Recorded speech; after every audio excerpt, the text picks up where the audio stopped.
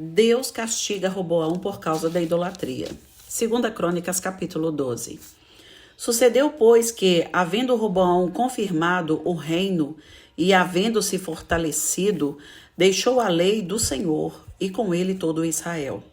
Pelo que sucedeu no quinto do rei Roboão, que Sisaque, rei do Egito, subiu contra Jerusalém, porque tinham transgredido contra o Senhor, com 1.200 carros e com 60.000 cavaleiros, e era inumerável a gente que vinha com ele do Egito, tanto de líbios como suquitas e etíopes.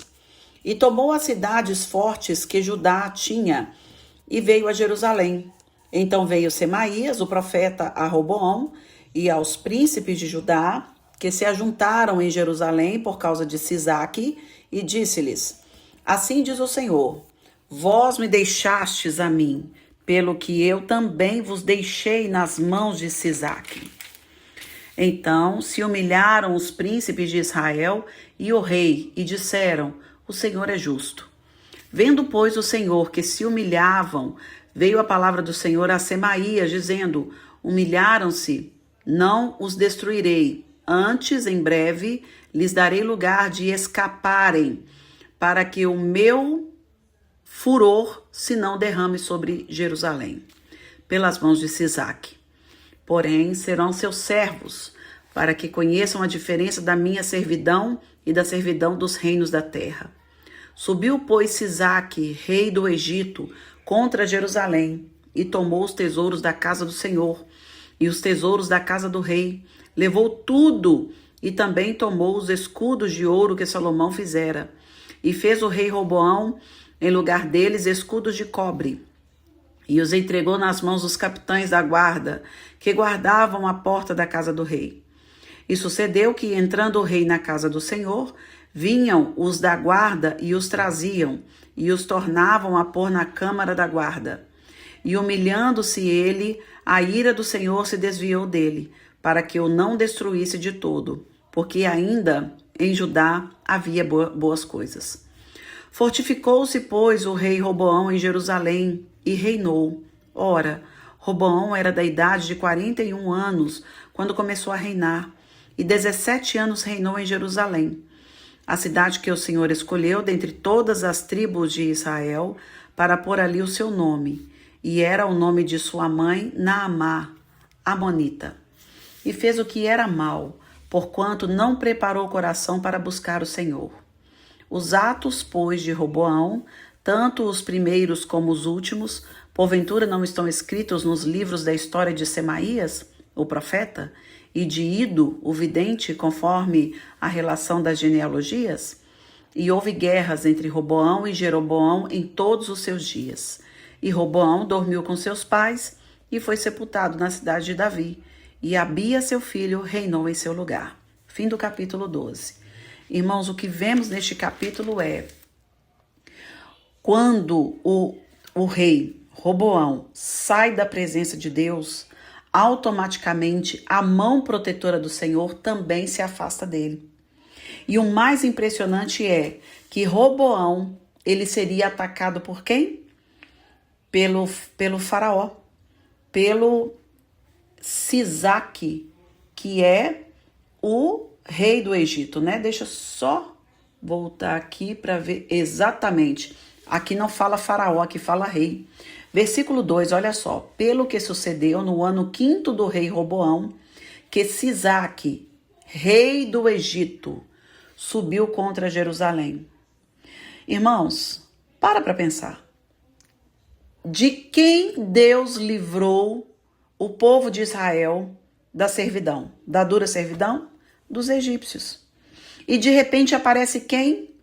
Para poder atacar, para poder destruir, para poder levar, né, as coisas de Jerusalém? Os egípcios.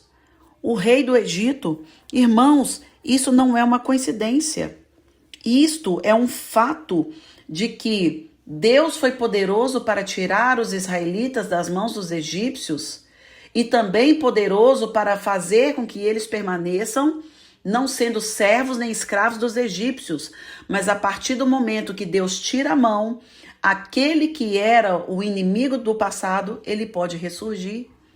Isso é algo que nós devemos abrir a nossa visão espiritual e pensar. Quando estávamos longe do Senhor, haviam inimigos contra nós.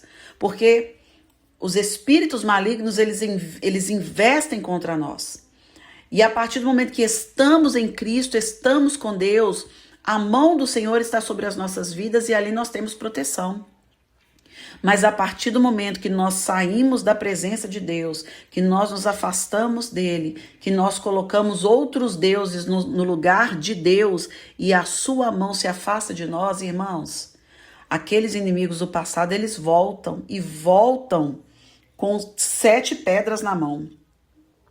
Até que, olha só, até que por uma ação, por uma atitude em que os príncipes e o rei tomam diante do Senhor, que é onde está aqui no versículo 6, olha só. Então se humilharam os príncipes de Israel e o rei e disseram, o Senhor é justo.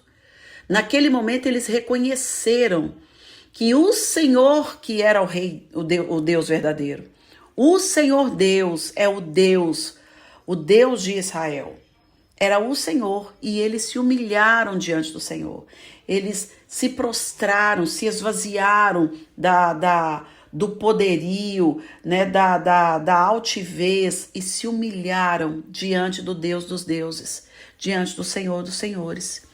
E vendo o Senhor que eles se humilharam, como está aqui no versículo 7, veio a palavra do Senhor a Semaías dizendo, humilharam-se, não os destruirei. Antes, em breve, lhes darei lugar de escaparem, para que o meu furor se não derrame sobre Jerusalém, pelas mãos de Sisaque. Irmãos, Deus, ele é o Deus misericordioso. E a misericórdia dele é que não nos deixa ser consumidos, como diz a palavra de Deus. Deus, ele é misericordioso, por mais que nós venhamos errar, a partir do momento que nós arrependemos das nossas falhas, dos nossos pecados, que nos prostramos diante do Senhor e buscamos, nós ativamos uma reação em Deus. Deus, ele não deixa nada passar despercebido. Deus, ele olha no profundo do nosso coração, ele vê que nós estamos sendo sinceros e verdadeiros quando nós clamamos e nos humilhamos diante dele. Por isso, pela misericórdia do Senhor, ele muda o curso, né? O curso da vida, ele muda a situação, ele traz o escape, como está escrito aqui, né? Em breve lhes darei lugar de escaparem. Deus dá o escape, Deus abre porta onde não tem porta, Deus quebra as correntes, Deus nos liberta. Por quê? Porque uma reação foi ativada no Senhor a partir do quê? A partir de uma ação, a partir de uma atitude que nós tomamos. E é nesta palavra que nós devemos firmar, irmãos, com toda certeza.